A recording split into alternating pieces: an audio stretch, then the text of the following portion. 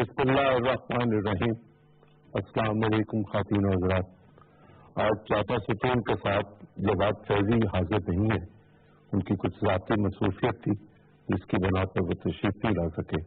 میں عظیم چودھری میزبانی کے فرائض پر انجام دوں گا، اور جس چیز پر ہم گفتگو کریں گے وہ ہے یروشلم، بیت المقدس، امریکہ، اسرائیل، مسلم دنیا اور میڈیا. امریکہ نے یروشلم کو اسرائیل کا کیپٹل ڈکلیئر کرنے کا اعلان کر دیا عملی طور پر. ان کے مختلف ثبوت 22 سال سے 44 دفعہ اس چیز کو رد کرتے چلے آئے تھے، باوجود اس کے کہ سلامتی کونسل نے اسرائیل کو اس علاقے پر غاصب قرار دیا تھا. اس کے باوجود امریکہ کی ضد ہے اور اسرائیل کا فیصلہ ہے کہ یروشلم کو، جو بیت المقدس ہے، جو ہمارا قبلہ اول ہے، اور یہ دنیا کا واحد شہر ہے کہ جس پہ یہودی، عیسائی اور مسلم حرمت کے حوالے سے کوئی سمجھوتا نہیں کرنا چاہتے. اور اگر یہ شہر کسی ایک کے حوالے کر دیا جائے تو باقی دو فریق یقیناً اس پر بہت سیکھتا ہوں گے. اس پر گفتگو کے لیے ہم نے تکلیف کی آج اپنے اسٹوڈیوز میں پروفیسر ڈاکٹر رفعت حسین صاحب کو. میری دائیں جانب تشریف رکھتے ہیں، بین الاقوامی امور کے ماہر ہیں، خود پڑھاتے رہے ہیں اور یہ سارے کام بہت اچھی طرح جانتے ہیں کہ دنیا میں یہ کام کیوں اور کس طرح ہوتے ہیں. میری بھائی عامد ہیں سرور نبی راؤ صاحب، صاحب کتاب ہیں، پوری دنیا پھر چکے ہیں، پی ٹی وی میں ایک طویل عرصہ رپورٹنگ کرتے رہے، پھر رپورٹنگ کے انچارج رہے، ایک دانشور ہیں اور انٹرنیشنل ریلیشنز پر گہری نگاہ رکھتے ہیں. میرے ساتھی میرے بھائی فاروق فیصل خان ایڈیٹر ہیں ایک مقامی اخبار کے، بہت زیادہ سینئر لوگوں میں ہیں، اور ان تمام حوالوں سے جب کبھی ہمیں بھی ضرورت پڑتی ہے مشورہ کرنے کی تو ہم فاروق فیصل سے پوچھتے ہیں کہ بتائیے فاروق فیصل یہ کیا ہے. بہت شکریہ آپ حضرات کا. پروفیسر آپ سے شروع کرتے ہیں. جی یہ کیا ہے اور کیوں ہے؟ جی میرے خیال میں عظیم بھائی، سب سے پہلے تو میں ایک دفعہ پھر آپ کی پی ٹی وی کے اوپر آمد کا خوش آمدید کہتا ہوں. بہت شکریہ. بہت ہی اچھا لگا ہمیں ایک دفعہ دوبارہ. لیکن بہرحال مجھے بہت خوشی ہوئی آپ کے ساتھ اس نشست کو میں شرکت کر کے. اور آپ نے یہ سوال پوچھا کہ یہ کیا ہے اور یہ کیوں ہے، اس کے پیچھے میرے خیال میں تھوڑی سی تاریخی وضاحت بڑی ضروری ہے کہ 1947 میں جب یو این کا پارٹیشن پلان اپروو ہوا تو اس وقت بھی بیت المقدس کو، جو کہ پورے کا پورا ہے، جس میں اس کو مغربی اور مشرقی حصہ دونوں شامل ہیں، ان کو ایک اسپیشل اسٹیٹس دیا گیا. اور اس کے بعد پھر جب 48 کے اندر جب یہ عرب اسرائیلی وار ہوئی تو اس کے بعد اس کے کچھ حصے کے اوپر جو ہے وہ اسرائیلی نے اپنا قبضہ جما لیا. لیکن مشرقی کنارے اور پھر 1967 کی جب وار ہوئی تو اس کے بعد پھر مغربی جو اس کا حصہ تھا اس کے اوپر اسرائیل نے باقاعدہ قبضہ کر دیا. لیکن اس کے بعد راسبانہ قبضہ کر دیا. اس کے بعد پھر آپ کو یہ بھی بڑا میرے خیال میں ریکال کرنے کی ضرورت ہے کہ اس وقت 448 اور 338 دو ریزولوشن پاس ہوئی تھی جس میں سیکورٹی کونسل نے مطالبہ کیا تھا کہ وہ تمام عرب علاقے بشمول بیت المقدس کے جس کے اوپر اسرائیلیوں کا غاصبانہ قبضہ تھا وہ اصل حالت میں ان کو واپس کر دی جائے. یعنی پورے کا پورا یروشلم اپنی اصل حالت میں واپس کر دی جائے اور اس کو ایک انٹرنیشنل جو سٹی ہے اس کا اسٹیٹس دے کے اس کے اوپر جو تینوں جو مذاہب ہیں جس میں اسلام ہے، عیسائیت ہے، یہودیت ہے، وہ اس کو جو ہے وہ ان کو ایک جو ہے وہ ریکگنائز ان کا کلیم جو ہے وہ اس کے اوپر مشترکہ ان کا کلیم ہو. تو اس کے اوپر یہ اچھا اس کے بعد اسرائیل نے پھر یہ جاریت کی اور اس کے نتیجے میں آہستہ آہستہ تو 1980 کے اندر جا کے اسرائیل کے اندر ایک ریزولوشن پاس ہوئی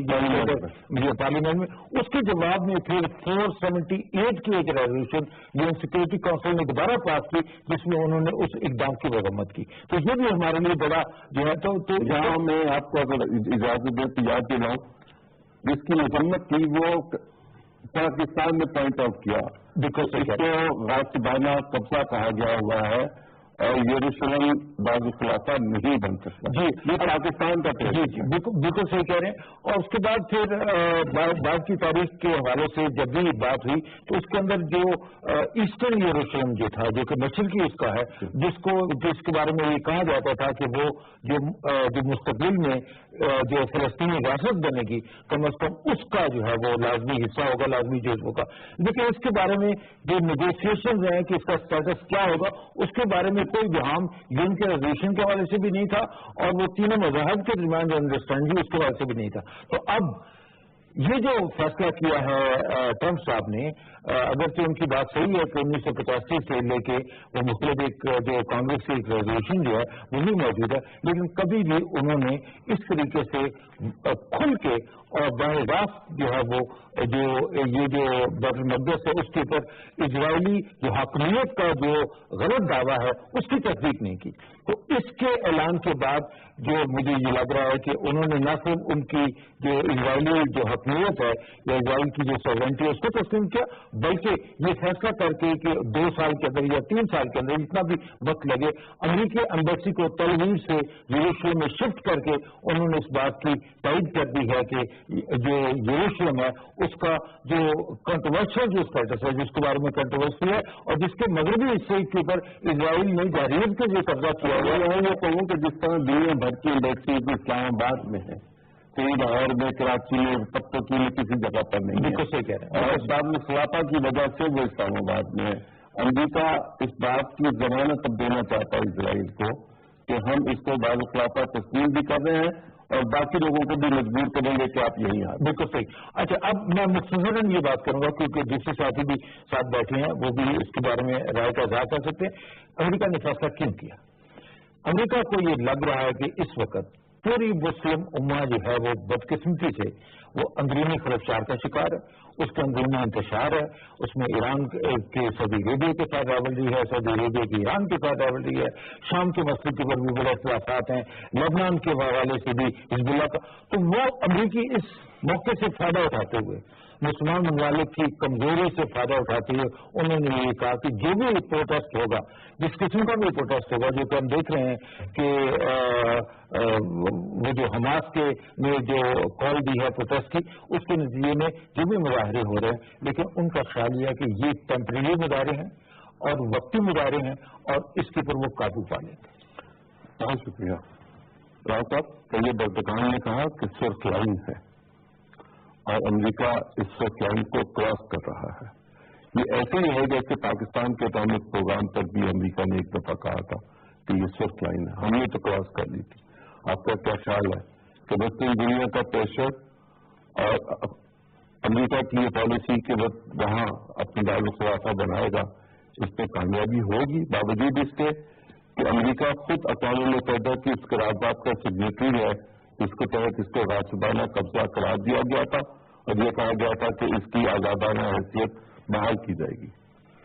دیکھیے, آپ نے بڑی اچھی اصطلاح استعمال کی ہے, سرخ لائن, جس کو ریڈ لائن کہتے ہیں, اور یہ ایک ایسی ریڈ لائن ہوتی ہے جس کو ڈیڈ لائن بھی کہتے ہیں کہ اس کو جو کراس کرے گا وہ نہیں رہے گا.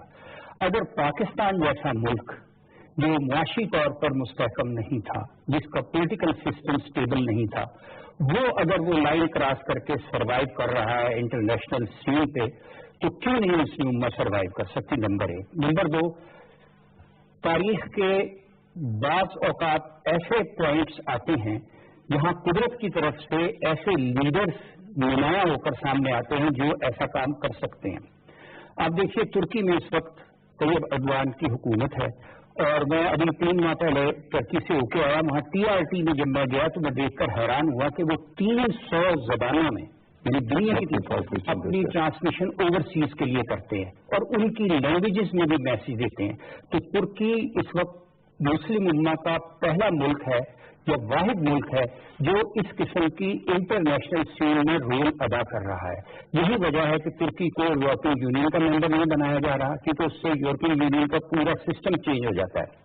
تو اس وقت OIC کی سربراہی بھی طیب کے پاس ہے اور وہ ایک ایسا ویژنری لیڈر ہے. مہاتیر کے بعد اگر مسلم دنیا میں کوئی لیڈر نمایاں سامنے آیا ہے تو وہ طیب اردوان ہے, اور اس نے یہ ثابت بھی کر دیا کہ اس کے خلاف جو انقلاب لائے اس نے عوام کو سوشل میڈیا پہ اپرائز کر کے اپنے ساتھ ملا لیا, اور اس نے یہ یروشلم کو دارالحکومت بنانے کا جو فیصلہ امریکہ نے کیا, اس نے جو دلیرانہ تقریر کی ہے وہ سوشل میڈیا پر ہم سب دیکھ رہے ہیں. اور اسی نے یہ کہا کہ 13 تاریخ کو میں OIC کا ایکسٹرا آرڈینری یعنی غیر معمولی اجلاس بلا رہا ہوں استنبول میں. اب معاملہ یہ ہے کہ میں ذاتی طور پر یہ فیل کرتا ہوں کہ مسلم امہ کے 2 اور رہنما ایسے ہیں, اگر وہ طیب کے ساتھ مل جائیں تو امریکہ کی مجال نہیں کہ وہ اس کو دارالحکومت تسلیم کرا سکے. ایک سعودی عرب کے ولی عہد اور دوسرے مصر کے صدر, یہ 2 اس وقت ان کے بارے میں ایک عالمی تاثر یہ پایا جاتا ہے کہ امریکہ نے ان کو اپنے ساتھ بین الاقوامی سیاست میں ملا لیا ہے. کنگ عبداللہ کو کیوں شامل نہیں کر رہے؟ تو بات یہ ہے کہ ویزیبل گورنمنٹ اور انویزیبل گورنمنٹ کا جو کانسیپٹ ہے اس میں جو صحت بادشاہ کی ہے, میں اردن کی بات کروں. اردن بھی دیکھیے, اردن پاکستان باقی اور بھی ملک ہیں, لیکن جو لیڈنگ رول اس وقت ڈسیسو رول ادا کرنے میں یہ 2 حکمران, کیونکہ کیمپ ڈیوڈ ایکارڈ امریکہ نے ایجپٹ سے کیا ہوا ہے. اگر مصر کا صدر صرف اس کو نوٹس دے دے کہ جی 6 ماہ بعد یا 3 ہفتے بعد ہم اس کو ختم کر دیں گے, اگر چونکہ آپ نے تسلیم نہیں کیا, اور اسی طرح جو معاہدات کیے ہوئے ہیں ایجپٹ نے اسرائیل کے ساتھ, ان کو وہ کہہ دے تو صورتحال مختلف ہو سکتی ہے. اسی طرح اس وقت سچویشن یہ ہے کہ OIC 57 ممالک ہیں اور جن کا GDP جو ہے وہ اس وقت مسلم امہ کا 3را نمبر ہے پوری دنیا میں, اور 6.7 بلین اکانومی ہے جو دنیا کی 3ری بڑی اکانومی شمار ہوتی ہے اگر مسلم امہ کے حساب سے لگائیں. اب یہ جو ممالک ہیں یہ اپنا رول تبھی ادا کر سکتے ہیں کہ OIC کے فریم میں ہم ایک ایسا لائحہ عمل اختیار کریں. جب اور گفتگو ہو جائے تو میرے ذہن میں ہے کہ OIC کو بات کریں گے. اس تو یقیناً احتجاج تو ہوگا, ہو رہا ہے, پوری دنیا میں ہو رہا ہے, پاکستان میں بھی ابھی اس طرح تو نہیں, لیکن بہرحال احتجاج تو موجود ہے. اگر OIC نے اس پر بھرپور احتجاج کا فیصلہ کر لیا تو دنیا بھر میں جو مسلمان قوت ہے, مسلمانوں کی یکجا قوت, آپ کا کیا خیال ہے وہ کیا رنگ لے کر آئے گی؟ دیکھیں OIC کا جو سارا ماضی ہے, بیک گراؤنڈ ہے, کیسے معاوضے وجود میں ہے, ابھی ڈاکٹر نے سارا بتایا ہے کہ 67 میں جو اسرائیل کی جارحیت, تو اس کے نتیجے میں 1969 میں OIC جدا وجود سے عمل آیا, اسی لیے آیا تھا جب کچھ مسئلہ ایسا کہ اندر وہ آگ لگانے کا جو OIC ہے یہ نتیجہ ہی القدس کس سے ہے, اور اسی پہ یہ اجلاس بلایا جا رہا ہے. لیکن 2-3 چیزیں مکس اپ ہے. سب امہ کی بات کر رہے ہیں, امہ کا تصور بہت اچھا ہے, ہم لوگ پڑھتے بھی آئے ہیں, سنتے بھی آئے ہیں, کئی لوگ کہتے ہیں کہ امہ کا سارا, لیکن جب ہم پریکٹیکلی دیکھتے ہیں تو امہ ہمیں پوری دنیا میں کہیں نظر نہیں آتی ہے. جس طریقے سے ہم گفتگو کر رہے ہیں, ہم سوچتے ہیں برے صغیر میں بیٹھ کے یا پاکستان میں بیٹھ کے, بدقسمتی سے کہ جو لوگ فریق ہیں, جو امیڈیٹ جو فریق ہیں, وہ اسے اس سارے معاملے کو تناور کے ڈاکٹر صاحب مجھے میری رہنمائی کرواؤں گے اگر میں غلط ہوا, تو اس کو نہ امہ کے تصور سے دیکھتے ہیں, وہ وطنیت کے حوالے سے یہ سارے معاملے کو دیکھتے ہیں. اور وہ جو وطنیت معاشی طور پہ جو انہوں نے جو کہا کہ مسلم امہ کا کیا ہے, اس وقت ریسورسز کے پوائنٹ آف ویو سے مسلم امہ کے پاس, جن کے 57 ممالک کے پاس توانائی کے 70% ذخائر اس مسلم امہ میں جو ممالک فال کرتے ہیں ان کے پاس ہے. دنیا بھر میں جو پروڈکشن ہو رہی ہے اس کا 40% را مٹیریل جو ہے وہ مسلم امہ کے ممالک سے ہی آتا ہے, اور یہ GDP جو عالمی GDP ہے اس میں جو مسلم امہ کا جو ریشو ہے وہ 2.1 سے لے کے 5% تک ہے. یہ جو ڈاکٹر صاحب بلیک گولڈ کی بات پاکستان نے ایک اسٹیج پر کی تھی, یہ تو تیل کے حوالے سے تھی, ٹھیک ہے, اور اس میں یقیناً بیت المقدس کا معاملہ بھی شامل تھا ایجنڈے پر. کس سے کہہ رہا ہے آپ ذرا مجھے رہنمائی کیجیے کہ اس وقت سے اب تک مسلم دنیا اس طرح سے یکجا ہمیں نہیں نظر آئی. مختلف اوقات میں, مختلف ہفتوں میں وہ بیٹھتے ہیں, گفتگو کرتے ہیں, اور بے نتیجہ رہتی ہے. آج جب ہم سب اپنے قبلہ اول کی حدود کی قسم کھانے کے لیے تیار ہیں اور کھا رہے ہیں, اب کیا صورت حال آپ دیکھ رہے ہیں، کہاں کھڑے ہوں گے ہم؟ بدقسمتی سے مجھے بڑے افسوس کے ساتھ ہی کہنا پڑتا ہے کہ مسلم امہ یا جو چند کلیدی مسلم ممالک جن کے اندر ایجپٹ ہے، پاکستان ہے، ترکی ہے، ایران ہے، ملائیشیا ہے، انڈونیشیا ہے، بنگلہ دیش ہے، ان تمام ممالک کو دیکھیں تو اس کے وجہ سے ہمیں وہ جو طاقتور لیڈرشپ کا جو کلیکٹو لیڈرشپ کا وہ بہت بڑے فقدان کا ایک شکار ہے. یہ صرف مسئلہ ترکی کا نہیں ہے، یہ صرف ایران کا مسئلہ نہیں ہے، اس لیے پاکستان کا مسئلہ نہیں، یہ تمام جو مسلم ممالک ہیں جن کی تعداد سے تعاون ہے اور جن کے اندر دنیا کی بہت بڑی ایک آبادی جو ہے وہ ہے. تو یہ نہ یہ فلسطین کا مسئلہ ہے، یہ ہم سب کے ایمان کے امتحان کا مسئلہ ہے. تو میرے خیال میں اس مسئلے کے اوپر اپنے تمام اختلافات کو بلا کے ہمیں ایک پلیٹ فارم کے اندر اکٹھا ہونے کی ضرورت ہے. پلیٹ فارم کا موجود ہے دیکھیے لیکن پلیٹ فارم کو موبلائز کرنے کے لیے لیڈرشپ جب تک صرف قرارداد پاس کرنے سے پتہ نہیں ہوگا لوگوں کا. وی ہیو ٹو ڈیسائڈ کہ ہم نے عملی طور پہ کیا کرنا ہے. فار ایگزامپل اگر اس تمام ریسورسز کا جن کا انہوں نے حوالہ دیا اس کے باوجود اس طاقت کو اگر ہم استعمال کرنا چاہیں as a leverage against these countries led by the United States, تو کیا ہم اسرائیل پر ناطقہ بند نہیں کر سکتے ہیں. اگر ہم اسرائیل کی یا ان ملٹی نیشنل کارپوریشن کی انویسٹمنٹ کے حوالے سے بھی اگر ان کا بائیکاٹ کر رہے ہیں تو ہم کر سکتے ہیں، لیکن یہ ساری کی ساری اس قرارداد کا حصہ ہونا چاہیے جس کا should be a call issued by the OIC کہ ہم یہ عملی اقدامات کرنے جا رہے ہیں. We should start with an economic boycott, اور پھر اگر اس سے بات نہیں بنتی تو پھر ہم فزیکل بائیکاٹ کا بھی ہم حصہ بنے. لیکن مصیبت یہ ہے کہ اس وقت سعودی عربیہ میں آپ کو یاد ہوگا کہ آج سے 2 مہینے پہلے ریاض کے اندر ایک سمٹ ہوئی تھی، اس کے اندر انہوں نے ایک اتحاد بھی بنایا تھا اور امریکہ سے انہوں نے $400 بلین کے جو ہیں وہ جو اصلی جو ساز و سامان ہے اس کے مادھیم میں اجازت دیں تو رضا بھائی جانتے ہیں. رضا بھائی شکریہ آپ کے جان چاہیے فرمائیے کہ وہ پاکستانی اور وہ مسلمان جو امریکہ میں رہتے ہیں وہ اس سارے معاملے کو کس نگاہ سے دیکھ رہے ہیں، اور یہ کہا جا رہا ہے کہ شاید صدر ٹرمپ کی بہت زیادہ اچھی ذہنی حالت تو نہیں، کیا یہ درست ہے؟ جی، اور آپ نے اپنے سوال جو ہے وہ اس کا جواب دے ہی دیا. دیکھیے اس میں تو کوئی شک نہیں کہ صدر ٹرمپ جو ہے وہ جس طرح کی باتیں کرتے ہیں اور جو ان کی عمومی طور پر زبان کا استعمال ہوتا ہے وہ یقیناً ایک صحت مند دماغ والے کا نہیں ہو سکتا. اور اس کے اوپر بڑی بحث بھی ہے، بہت سارے ماہر نفسیات نے یہاں پہ لکھا بھی ہے کئی میگزینس میں. اگلے سال ان کا معائنہ بھی ہوگا. ہاں، کئی جرائد میں یہ بات جو ہے باقاعدہ مستند طور پر یہ بحث کی گئی ہے کہ کیا واقعی میں وہ دماغی طور پہ ٹھیک ہے. بہرحال اس سے قطع نظر کہ وہ کی دماغی صحت کیا ہوگی، یہ بات ضرور ہے کہ جو یہاں پر دیکھیے صرف پاکستانی نہیں بلکہ جو امریکہ کی بہت ہی چھوٹی سی اقلیت ہے مسلمان، 1% بھی نہیں ہے تقریباً پوری آبادی کا، تو وہ ایک بہت زیادہ یوں سمجھے کہ انسیکیورٹی کا شکار ہے پچھلے 1-1.5 سال سے. اور اگر آپ اعداد و شمار بھی دیکھیں کہ پچھلے 18 مہینوں میں یا 19 مہینوں میں امریکہ کی حالیہ تاریخ میں اتنے جو ہے حملے مسلمانوں یا ان کی عبادت گاہوں پر نہیں ہوئے جتنے یہ پچھلے 18 مہینے میں ہوئے ہیں. 9/11 کے بعد بھی اس طرح کی فضا ایسی تھی مگر اتنے حملے نہیں ہوئے تھے جتنے کہ اب ہو رہے ہیں. اور اس کی وجہ یہ ہے کہ لیکن یہ صرف مسلمانوں تک بات محدود نہیں ہے، جو یہاں پر یہودی اقلیت ہے وہ بھی بہت پریشان ہے کیونکہ یہودیوں کی عبادت گاہوں پر حملے مسلمانوں سے زیادہ ہوئے ہیں.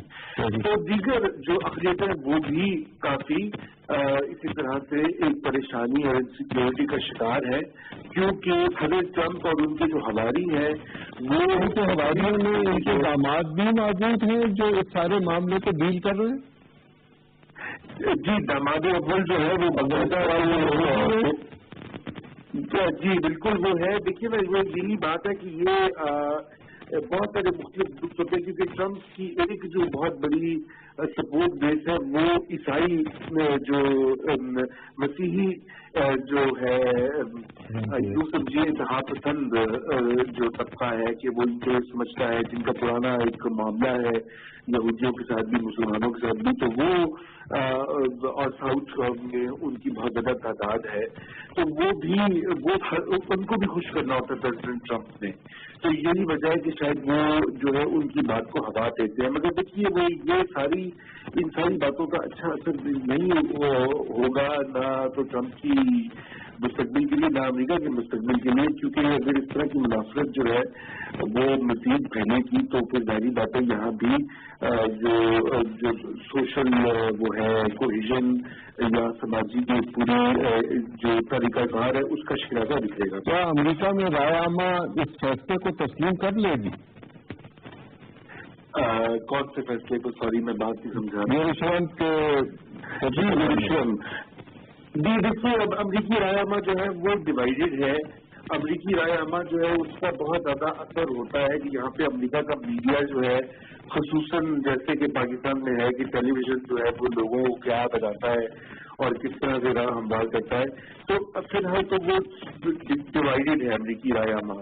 بہت سارے لوگ یہاں امریکہ میں بھی یہ سمجھتے ہیں کہ یہ فیصلہ جو ہے یہ بالکل ایک نامناسب بلکہ یوں سمجھیے کہ صریحاً غلط فیصلہ ہے، اور بہت سے لوگ اس کو جسٹیفائی بھی کر رہے ہیں، تو یہ آنے والے دنوں میں معلوم پڑے گا، لیکن فی الحال تو یہاں پہ اس کی مکمل ایکسیپٹنس نہیں ہے یہاں کی رائے عامہ میں۔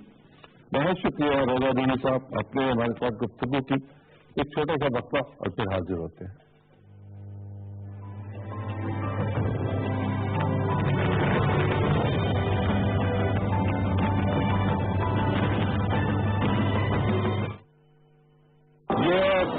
بیٹا چمن آئی ہوئے جو 10 گھنٹے کا سفر ہوتا تھا تو 4 گھنٹے کا سفر ہو گیا۔ پاکستان اور امریکہ ساتھ مل کر ترقی کی نئی شاہراہیں بنا رہے ہیں، آج کیا دکھائے۔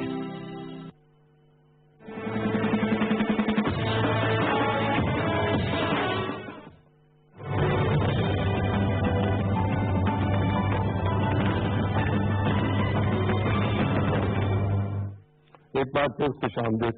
سیاست بھی فرمائیے، OIC کا اجلاس ہو رہا ہے، وزیر اعظم پاکستان بھی جا رہے ہیں۔ ہم یہ جانتے ہیں کہ مسلم ممالک کے آپس کے تعلقات کو بہت خوشگوار نہیں ہے، پرٹیکولرلی ایران، یمن، شام، عراق، سعودی عربیہ، افغانستان، بہت سارے اختلافات اپنی اپنی جگہ پر موجود ہیں۔ ان تمام کے باوجود اس پر تو یقین ہے نا کہ یہ قبلہ اول ہے اور اس کی حرمت ہے اور اس کو ہم خراب نہیں ہونے دیں گے۔ آپ سمجھتے ہیں کہ OIC کچھ ایسا کام کر سکے گی کہ جس کے نتیجے میں متفقہ لائحہ ہو اور باقی مسائل بھی تھوڑے تھوڑے حل ہو جائے؟ دیکھیے OIC کا قیام کو تقریباً 48 ایئرز ہو گئے ہیں اور یہ وہ سن ہوتا ہے 40 سال میں تو نبوت بھی اللہ تعالیٰ نے عطا کر دی اشرف المخلوقات کو، تو میچورٹی تو سے آگے بڑھ چکی ہے OIC، لیکن آپ 48 سال کو اگر فلیش بیک کریں تو hardly you will feel a point کہ OIC نے کوئی کمال دکھایا، اور اس کی وجوہات اتنی ڈسکس ہو چکی ہیں اس کو جائے بغیر۔ لیکن ایک چیز آپ یاد رکھیے کہ کسی پوائنٹ آف ٹائم پہ تاریخ میں ایسا ہوتا ہے کہ کوئی نہ کوئی شخص انکار کر کے حکومتوں کو الٹ دیتا ہے۔ پاکستان میں بھی مثال موجود ہے، تو OIC تو ایک 57 ملکوں کی تنظیم ہے۔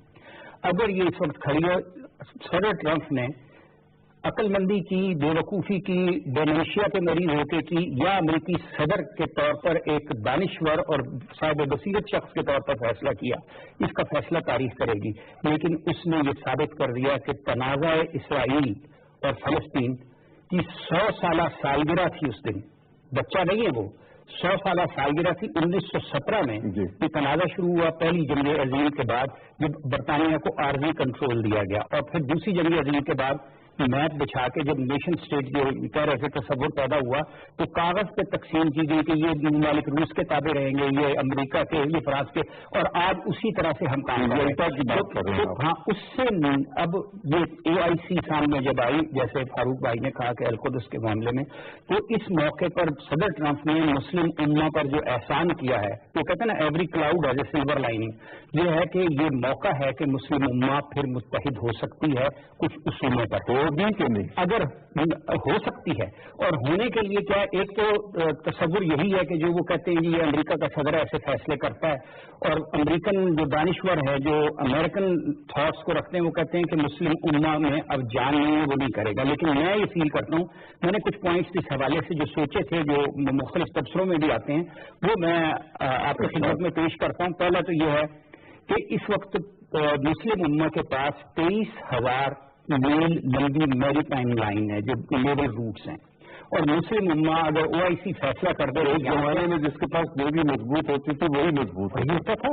سلطنت عثمانیہ اسی لیے سوال آیا کہ نیوی یورپ لے گیا تھا نیول روٹس. تو یہ اگر اس پر غور کریں اور صرف ایک قرارداد پاس کر دیں کہ جی امریکن شپس یا اسرائیلی شپس یہاں سے نہیں گزر سکیں گے, تو ان کا ناطقہ بند. نمبر 2, تیل کا بڑا ذخیرہ, وہ جو بلیک گولڈ کی بات ہو رہی ہے اس پہ. تیسرا, مہاتیر محمد نے نیم کی جو سمٹ تھی جس میں ملائیشیا میں, اور وہ رپورٹر آئی واز دیئر, تو اس نے جو لاسٹ اسپیچ کی تھی اس کے بعد اس کا اقتدار ختم ہو گیا تھا, ریٹائر ہو گیا تھا. وہ اس نے کہا تھا کہ پیٹرو ڈالر کی بجائے گولڈ کے ذریعے انٹرنیشنل ایکسچینج اگر کی جائے تو مسلم امہ حاوی ہوگی اور امریکہ پیچھے ہو جائے گا. اس پر بھی غور کیا جا سکتا ہے. تیسرا یہ ہے کہ امریکہ سے تمام یہ قرارداد پاس کر دیں کہ اگر اتنے عرصے میں امریکہ واپس نہیں لیتا تو مسلم امہ اپنے تمام سفیر ودرا کر لے گی وہاں سے. یا اگر مجھے اگر آگے جانے دیں گے. جی چلیے. جی فاروق صاحب, مسلم امہ یا مسلم ممالک اپنے سفرا جنہوں نے تسلیم کر رکھا ہوا ہے وہ اسرائیل سے واپس بلا لیں اور اسرائیل کے سفرا کو واپس بھیج دیں. آپ کا کیا خیال ہے, کوئی فرق پڑے گا؟ دیکھیں راؤ صاحب جو کہہ رہے ہیں کہ گفتگو حسن ضم رکھنا چاہیے کہ کبھی کبھی تاریخ میں کوئی ایسا واقعہ ہو جاتا ہے کہ وہ سارا ٹیبل جو ہے وہ الٹ جاتا ہے. یہ جو ہمارے مسلم جو ہمارے مسلم امہ کے ممالک ہیں جو ڈائریکٹ اس سے ریلیٹڈ ہیں, ان کے حکمرانوں کا اور ان کے عوام کی ترجیحات کا انتہائی فرق ہے, چاہے وہ معاشی ہو چاہے وہ مذہبی ہی کیوں نہ ہو. OIC کے ممالک میں اتنی جان نظر نہیں آتی, لیکن جیسے کہ طیب صاحب ترکی کے ان کا جو کردار رہا ماضی ہے, جس طرح وہ عالم اسلام کو لیڈ کرنا چاہ رہے ہیں یا کر رہے ہیں, تو ان سے توقع کی جا سکتی ہے کہ ان کی آواز پر کوئی لب بیٹھے. لیکن انہیں OIC کے پلیٹ فارم پہ جو انہیں حیثیت ملی ہے, انہیں عالم اسلام کے جو امہ کے اندر جو تفریق ہے, جو ممالک جس طریقے سے تفریق ہے ایران کے حوالے سے, انہیں ان سب سے پہلے کسی ایک جگہ پر بٹھا کے ان اختلافات کی خلیج کو کم کرنا ہوگا, تب وہ کوئی بڑی کام دے سکتے ہیں امہ کو. اس کے علاوہ نہیں. کیا آپ یہ کہہ رہے ہیں کہ سعودی عرب اور ایران کو اپنے معاملات ٹھیک کرنے پڑیں گے؟ جب تک اگر سعودی عرب اور ایران کے معاملات ٹھیک نہیں ہوں گے تو آپ ایک مسلم امہ کا کانسیپٹ لے کے کیسے ایک پلیٹ فارم پر جائیں گے؟ اور اتفاق سے وہی بات ہے جی, اگر یہ کہہ رہے کہ 100 سال کے بعد اس کو بالکل پن پوائنٹ کر کے وہ کیا ہے, تو پھر مسلم امہ اور ہمارے مسلم حکمرانوں کی بھی یہ ذمہ داری ہے کہ جس مقصد کے لیے OIC بنی تھی تو آج تاریخ نے پھر انہیں موقع دیا ہے کہ آج وہ اپنے آپ کو ثابت کر کے اس پہ ایک امہ کو یونائٹ کر سکے. اور یہ جو ریسورسز کا یا وسائل کا اس وقت مسلم امہ کی آبادی جو ہے ٹوٹل دنیا کی 30% کے اوپر ہے. سال میں حکومت پاکستان کیا موقف اختیار کرے گی؟ حکومت پاکستان کو دیکھیں یہ سارا مسئلہ رفت صاحب نے جو بات کی تھی مذہب کے پوائنٹ آف ویو سے, اور یہ ڈومیسٹک سیاست میں جتنا مذہب کو استعمال کر کے یہاں پر تفریق پیدا کی جا رہی ہے, لیکن اگر امہ کو اکٹھا کرنے کے لیے مذہب کا فیکٹر اختیار کر لیا جائے اور مذہب کے نام پہ اس میں تک کوئی حرج نہیں ہے. ہمارے وزیر اعظم کو بھی مسلم امہ کے خیالات کے سامنے مد نظر رکھ کے کوئی پالیسی ہے. اس لیے آپ کو یاد ہے نا کہ ہم نے مختلف اوقات میں امام کعبہ کو یہاں بلا کے مختلف ڈومیسٹک ایشوز پہ جب ہوئی, لیکن دیکھیں عوام کعبہ میرے لیے بہت معتبر, بہت لیکن میں پھر یہ کہوں گا کہ امہ کو OIC سے اگر آپ نے بڑا ڈسیزن کرنا کوئی بڑی کال کرنی ہے تو اس میں جو امہ کے اندر کے مسائل تفریق ہے اس کو پہلے حل کرنے کی کوشش کرے، نہیں تو بڑی کال کا نہ آ سکے گی نہ اس کا کوئی فائدہ ہو سکے گا۔ ڈاکٹر صاحب اگر میں یہ خیال کر لوں ایک دیوانے کی بڑھ کی طرح کہ امریکہ واقعی سنسیئر ہے اور وہ فلسطین کو بھی ایک آزاد خود مختار ریاست بنوانے کا اہتمام کرے گا، اور چونکہ یہ شہر تقسیم نہیں ہو سکتا اور دونوں ملکوں کے یہی پر بازو خلاصہ ہوگا، تو آپ اس کو کیسے دیکھتے ہیں؟ میں سر قطع غلامی معاف کر دیجیے کہ جواب قاضی صاحب نہیں ہے تو میں آپ کے سوال میں تھوڑا ایڈ کرتے ہوئے ڈاکٹر صاحب سے جاننا چاہوں گا کہ جیسے آپ نے اپنی گفتگو کے آغاز میں کہا کہ تینوں بڑے مذاہب کے لیے یہ ایک بہت ہے، ہم مسلم امہ کی بات کر رہے ہیں، یہودیت ان کا تو ہو گیا، تو کرسچن ورلڈ کیا ہے؟ کرسچن ورلڈ کا کیا ہے؟ ابھی ہمارے ساتھ ایک ساتھی ملیں گے جو ہم لوگ سے پوچھیں گے کہ نہیں میں ڈاکٹر سے ویسے انٹرنیشنل ہو گیا نا کرسچن ورلڈ کا مستقبل آپ کوشش کرتے ہیں دونوں سوالوں کے کٹھے جواب دے دوں۔ میرے خیال میں جو اس وقت استدلال جو ڈیری ایٹرنس ایڈمنسٹریشن یا India bowled out for just 112 runs in 38.2 overs. The lanky-paced man rattled the Indian batting during his extended spell of 10 overs as India collapsed to 29 for 7 before Mahendra Singh Dhoni fought back with a gritty 65 to take the total past 100. With India in danger of being bowled out for an historic low, Zimbabwe's 35 in 2004 versus Sri Lanka is the all-time record. Dhoni put on a crucial 41-run partnership with Kuldeep Yadav for the 8th wicket. The pair took India past 54, their own lowest total, which was set against Sri Lanka in 2000. Dhoni hit 10 fours and 2 sixes in his 87-ball stay, getting his 67th ODI half-century before he was finally dismissed by Pereira to wrap up the Indian innings. It was the highest start for skipper Rohit Sharma, named captain in place of the absent Virat Kohli, who is officially resting ahead of the South Africa tour. Luckman returned career-best ODI figures of 4 for 13. In reply, Sri Lanka achieving a target in 20.4 overs and taking a 1-0 lead in the 3-match series. The visitors lost 2 early wickets in the chase before opening batsman Opal Tharanga made a 46-ball 39 to help his team in the 12-match losing streak. Tharanga, who lost his ODI captaincy to Tissara Pereira ahead of the series, was denied his 50 by Hardik Pandya, who hit the left-handed batsman caught at first slip. پسند کی ریاست کام ہونے جا رہی ہے اس کے خد و خال کیا ہوں گے، لیکن انہوں نے تو بالکل اس کی بنیاد کی نفی کر دی جس کی بنیاد کے اوپر جو ایک منصفانہ جو حل ہے وہ جو اب انہوں نے جو گزارش کی کہ میرے خیال میں مسلمانوں کے پاس ایک بہت بڑا ایک نادر اپرچونٹی ہے کہ وہ اس حوالے سے وہ کرسچن والے کے ساتھ مل کے ساؤتھ فرانسس کی تو بالکل ہے میرے خیال میں وہ جو غیر مسلم لیکن یورپین کرسچن ممالک ہیں ان کی حمایت کو بھی ہمیں حاصل کرنا ہوگا۔ یہ صرف اس لیے میں تو کہہ رہا ہوں کہ صرف مسلم ممالک کا مسئلہ نہیں ہے، یہ پوری عالمی برادری اور بلکہ پوری دنیا کے مسائل کے حوالے سے اس کے حوالے سے کہیں کہ دیکھیں ہمیں ایک دوسرے کے مذہبی جو روایات ہیں ان کے جو جذبات ہیں اس کا احترام کرنا سیکھنا چاہیے، اور وہ صرف اسی صورت میں ہو سکتا ہے کہ جب بین الاقوامی بیت المقدس کو آپ ایک انٹرنیشنل سٹی کے حوالے سے آپ ریکگنائز کر سکتے ہیں جیسے ویٹیکن ہے جی۔ تو اس طریقے سے بہت ساری ایسی جگہیں ہیں، تو یہ صرف مسلمانوں کا قبلہ اول نہیں ہے بلکہ جو کرسچن کے لیے بھی اتنا ہی احترام کا باعث ہے جو یہودیت کے حوالے سے اس کے اوپر صرف انہوں نے ریاست کا ایک غاصبانہ قبضہ تسلیم کر لینا جو میرے خیال میں تمام ممالک کے لیے بھی مسلم ممالک کے لیے بھی اور کرسچن ممالک کے لیے بھی ایک بہت بڑا یہ ایک سنگین مسئلہ ہے۔ اور سلمان غنی لحاظ سے ہیں فون پر۔ السلام علیکم۔ جی وعلیکم السلام۔ آپ کیا رائے رکھتے ہیں کہ حکومت پاکستان مسلم امہ OIC اس معاملے کے لیے کوئی نیا عمل مرتب کر سکے گی اور جو پریکٹیکیبل ہوگا؟ جو سب ہم ریزولوشنز پاس کر رہے ہیں، بیانات دے رہے ہیں، اعلانات کر رہے ہیں، تو وہ یہ سلسلہ تو پہلے سے بھی جاری ہے، اب بھی کریں گے۔ مجھے تو کوئی خاص توقع نہیں ہے، لیکن ایک بات میں ضرور کہنا چاہوں گا کہ بات یہ کہ دنیا کے اندر انتہا پسندی اور شدت پسندی میں اضافہ کیوں ہوا، اس کی بنیادی وجہ ایک ناانصافیوں کا نہ رکنے والا سلسلہ ہے، اور ایک عالمی سپر پاور کی حیثیت سے امریکہ نے عالمی امن کو یقینی بنانا تھا، لیکن آپ اگر امن ان کا رول دیکھیں کہ آج مشرق وسطیٰ میں جو تصادم کی صورتحال ہے، اور خاص طور پہ ٹرمپ صاحب کے آنے کے بعد ایک مائنڈ سیٹ جو ان کی انتخابی کیمپین میں نظر آ رہا تھا وہ کھل کے سامنے آ گیا ہے۔ تب وہ غلطی پہ تیل والا کام کیا گیا ہے، اور اس کی ٹائمنگ بڑی امپورٹنٹ ہے کہ بات ہے کہ اس صورتحال میں جب مشرق وسطیٰ میں ایک کشمکش اور تناؤ ہے، اور دوسری طرف ہم بھی سب ہمیں یہ تسلیم کر لینا چاہیے کہ ہم بھی اندر سے متحد نہیں ہیں، ہم بھی اپنے آپ کو تقسیم کیا ہوا ہے، سنی، بریلوی، دیوبندی، وہابی، کہ ہم بحثیت قوم کیا ہماری مؤثر آواز ہے۔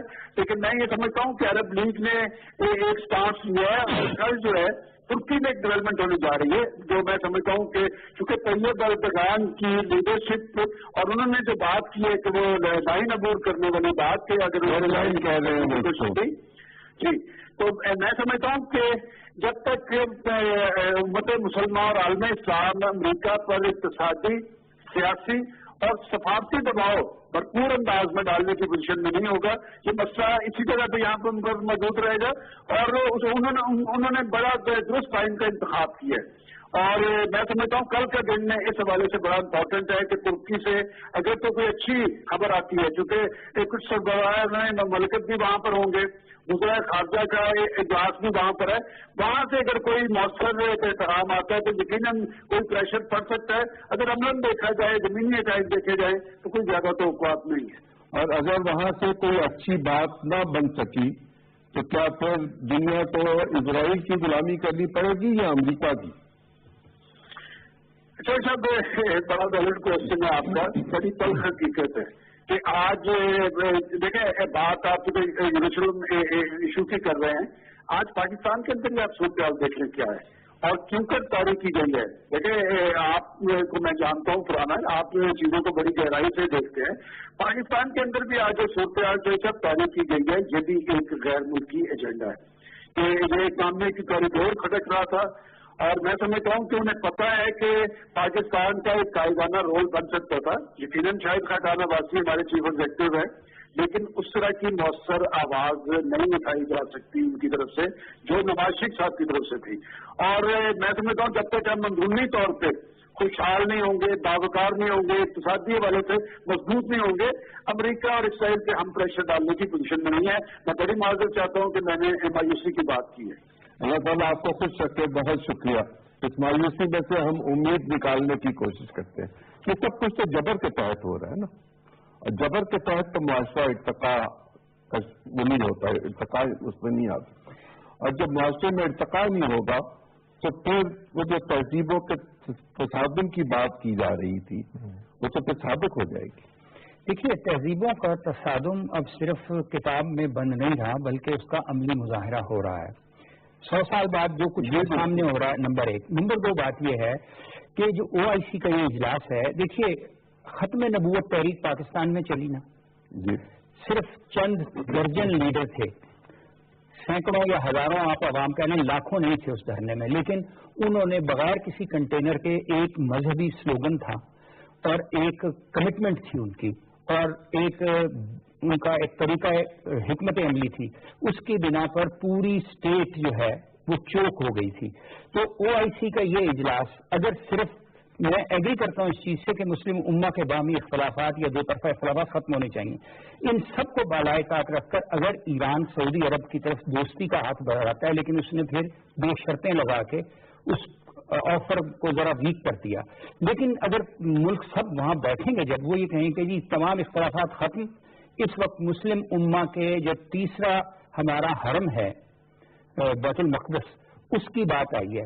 مجھے گولڈن ایئر کا وہ سینٹینس یاد آتا ہے جب اس نے کہا تھا، جب حرم کی بات کی تھی، مسجد اقصیٰ کو جب آگ لگی تھی تو گولڈن ایئر نے یہ کہا تھا کہ اس رات میں سو نہ سکی، مجھے لگتا تھا کہ عرب فوجیں جو ہیں وہ اسرائیل کو رینگ ڈالیں گی، لیکن صبح کچھ نہیں تھا۔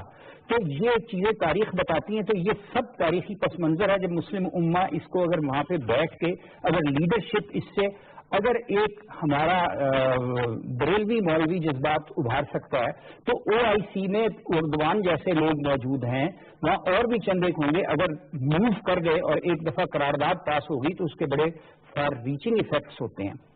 تو بہت سے پہلو ایسے ہیں جن پر مجھے امید کی کرن ہے، اور بینگ اے مسلم میں نا امید نہیں ہوں، کیونکہ اقبال نے بھی بارہا کہا ہے اور ہمارے جو احادیث شریف ہیں ان میں بھی ہیں، نا امیدی تو کفر ہے. تو ہمیں یہ نہیں سوچنا چاہیے کہ ہم مر گئے ہیں. پاکستان ویک ہو گیا ہے، لیکن آواز بلند کرنے میں اب بھی اس کے پاس حوصلہ ہے اور ایک پاورفل میڈیا ہے. آج ہم یہاں بیٹھے ہوئے ہم ہر پہلو پر گفتگو کر رہے ہیں. مسلم ورلڈ کا سب سے زیادہ فریڈم آف ایکسپریشن اگر کسی میڈیا میں ہے تو وہ پاکستان میڈیا میں ہے. اور آپ دیکھیے کہ پاکستان ٹیلی ویژن بھی بہت حد تک پرائیویٹ چینلز کو کمپیٹ کر رہا ہے، لیکن اس میں سچائی اور راستگی زیادہ ہوتی ہے، اس لیے اس میں وہ سنسنی خیزی نہیں ہے. تو یہ پروگرامز کا ہونا، ورنہ امریکہ میں مجھے یاد ہے، اگر آپ اجازت دیں، جب میں عراق وار کور کرنے گیا تو مجھے ہدایت پتہ کیا دی گئی تھی PTV سے؟ میں نام نہیں لیتا، جو اس وقت سیکرٹری انفارمیشن تھے یا منسٹر تو شیخ رشید صاحب ہی تھے. سیکرٹری انفارمیشن آپ سب جانتے ہیں. مجھے سیکرٹری انفارمیشن کا فون آیا کہ راؤ صاحب آپ نے عراق سے جو رپورٹنگ کرنی ہے، کیونکہ I was the only Asian Muslim journalist, سب سے پہلے میں گیا، پرائیویٹ چینلز بعد میں آئے تھے، اس میں جیو تھا وہی بعد میں گیا. تو مجھے ہدایت بھی دی گئی تھی کہ آپ نے صدام کو ہیرو نہیں بنانا، آپ نے بش کو بلشٹ نہیں کرنی، آپ نے جو مذہبی مقامات مقدسہ ہیں ان کے بارے میں ایسی میرے پاس ایسی کوئی ہدایت نہیں ہے کہ میں آج کیا کروں. نہیں، آپ نے موقع دیا اور میں خود ٹیلی ویژن کا نمائندہ بھی رہا ہوں اور میں PTV کو اون کرتا ہوں. میں یہ کہتا ہوں کہ فریڈم آف ایکسپریشن ہے تو آج پاکستان ایک ووکل کنٹری شمار ہوتا ہے، اور یقیناً ہمارے پرائم منسٹر بھی وہاں مسلم امہ کے بہتری کے لیے کچھ نہ کچھ تجاویز دیں گے. اسرائیل بنا تو وہاں آبادی صرف 8% تھی یہودیوں کی، اور 67 کے بعد انہوں نے جبری تعمیرات کی تو پوری دنیا یہ چیختی رہی کہ یہ نہیں ہونی چاہیے. لبنانیوں کو وہاں سے نکالا، فلسطینیوں کو وہاں سے نکالا، شام کے لوگوں کو وہاں سے نکالا، اردن کے لوگوں کو نکالا، اور ابھی بھی وہاں لوگوں کو کھانے پینے کو سب کچھ نہیں ملتا، اور وہ بیچارے پتھر اٹھا کر مقابلہ کرنے کی کوشش کرتے ہیں.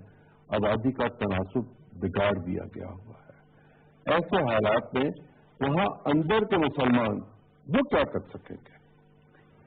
دیکھیے اندر کے مسلمان جو کرتے ہیں، میڈیا پرسن ان کی کیا مدد کر سکتے ہیں؟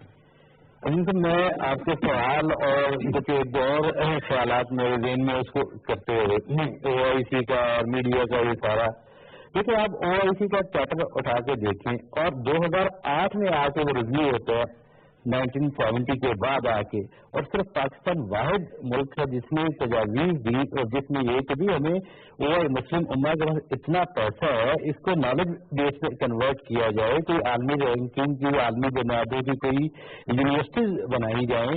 تو ایک سائنس اینڈ ٹیکنالوجی کے حوالے سے ایک منصوبہ پاکستان نے دیا تھا، OIC نے منظور کر لیا. $multi billion کا منصوبہ تھا جو خالی پاکستان تو نہیں کر سکتا، لیکن بدقسمتی یہ ہے کہ کسی ایک ملک نے ایک پیسے کی نہ پلیجز دی نہ کوئی فنڈ کو لے کے آگے چلا. جب 48 سال ہو گیا ایک تنظیم جس کا مقصد یہی تھا کہ مسلم امہ کے اندر غربت کا خاتمہ کیا جائے، تعلیم عام کی جائے، نالج ٹیکنالوجی، کیا 48 سالہ یہ تنظیم جو ہے یہ کوئی ایک ہدف تبدیل ہو جاتی ہیں؟ ممکن ہے وہ وقت ان کی یہ ہماری مسلم میری خواہش ہے. لیکن جو آپ باتیں کریں ڈاکٹر صاحب نے بھی بتایا کہ سعودی عرب نے $400 بلین کا وعدہ کیا 2 ماہ پہلے. ایک بندے سے ایک ملک سے آپ نے $400 بلین لینے تو وہ کیا اس کو روک نہیں سکتا. ابھی کچھ دن پہلے سعودی عرب نے اور اسرائیل نے معاہدہ کیا خفیہ معلومات کی انٹیلیجنس شیئرنگ کا. تو بھائی آپ کیسے مطلب آپ کا ایک پورا ایسے تھوڑا سا مسلم امہ سے نکال کے عرب کے ناظر میں آپ لے آئیں، اور پھر کیا وہ جو سارے حکمران ہیں وہاں پہ جو عرب ممالک کے ان کی ترجیحات میں تو نہیں ہے بھائی نہیں ہے نا. کیا شامل ہے؟ آپ بیٹھے ہوئے ہزاروں میل دور بیٹھے، آپ مطالبہ کر سکتے ہیں تو اقتصادیات یا علم ہے.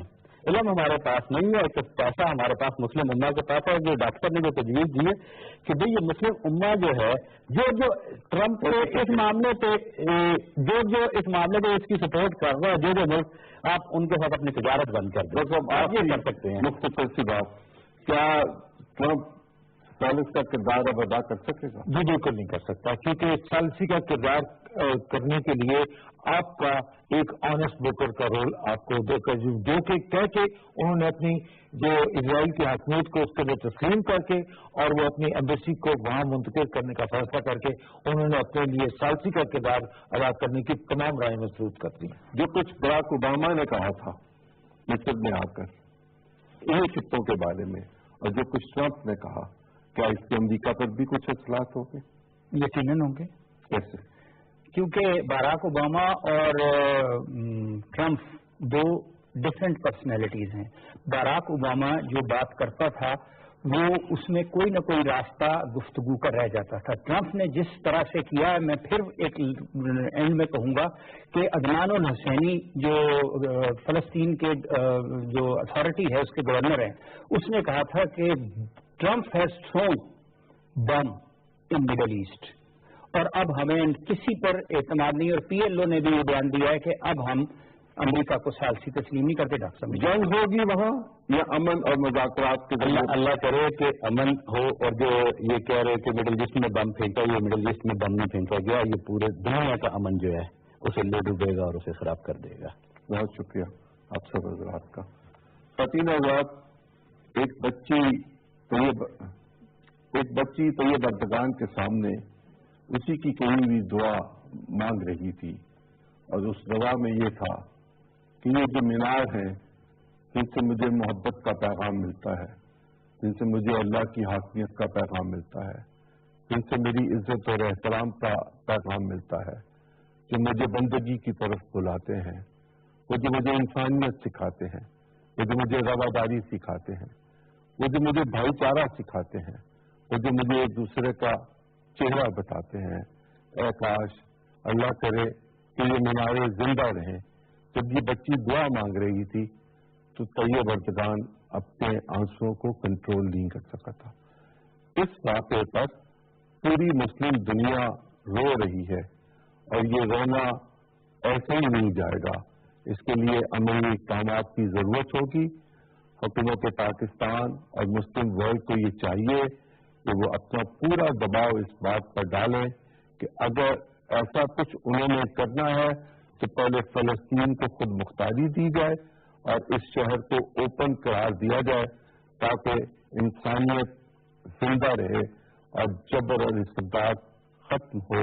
اور اس کے ساتھ ہی ساتھ یہ جو مذاہب کے معاملات ہیں یہ جبر کے ساتھ نہیں ہوں گے، یہ باہمی مفاہمت کے ساتھ ہوں گے، یہ مذاکرات کے ساتھ ہوں گے، یہ تحمل بردباری کے ساتھ ہوں گے. اگر ان پر جبر کرنے کی کوشش کی گئی تو دنیا کا امن تہوارا ہو جائے گا، اور خدا نہ کرے کہ ایسا ہو. مجھے میرے مہمانوں کے ساتھ اجازت دیجیے. بہت شکریہ. اللہ حافظ.